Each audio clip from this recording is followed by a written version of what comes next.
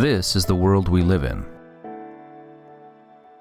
If we weren't surrounded by it every day, if we didn't take it for granted, we'd be dumbstruck by its very intricacy and brilliance.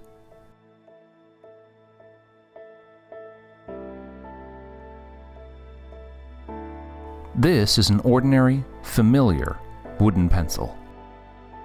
You might think a pencil is simple. Chances are you've been using one since before you could even read or write.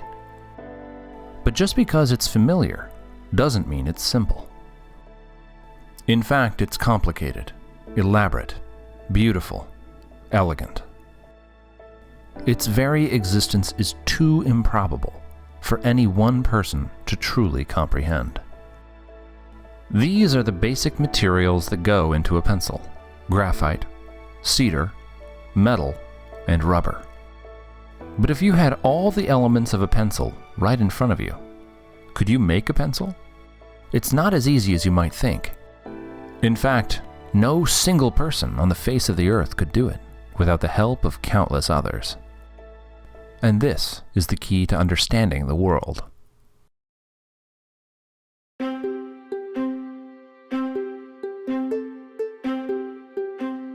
A pencil, just like you and me, is the end result of a vast and intricate family tree, a symphony of human activity that spans the globe.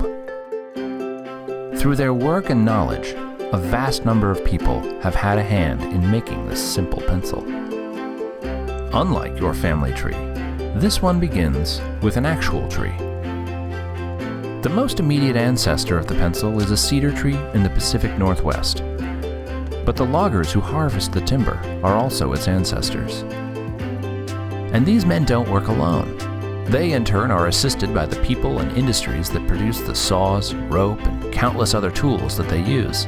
These are also the ancestors of our pencil.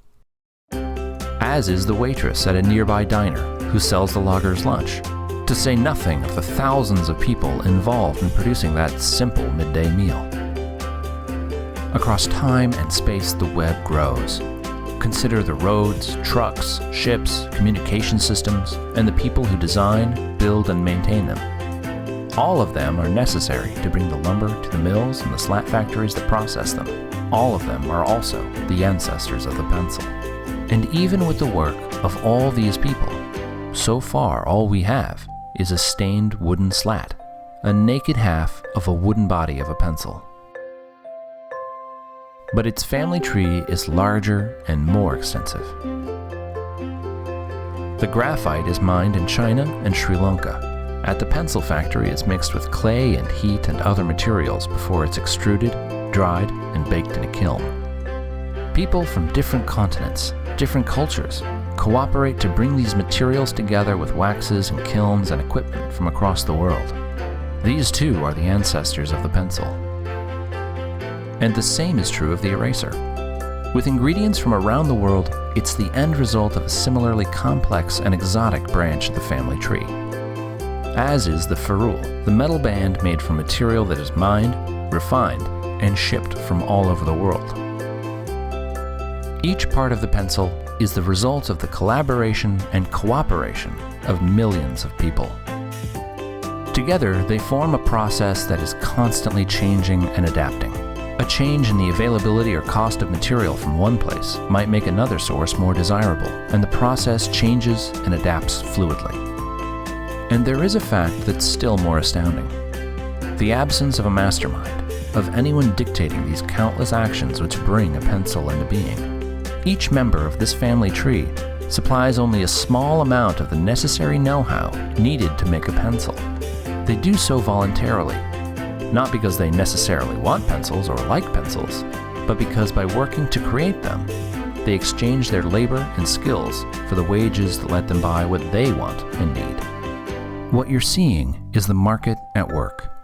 The spontaneous configuration of creative human energies, of millions of people with their various skills and talents organizing voluntarily in response to human necessity and desire, as if led by an invisible hand to promote an end which was no part of the intention.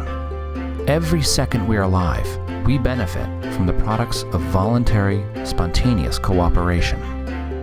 This is the modern world.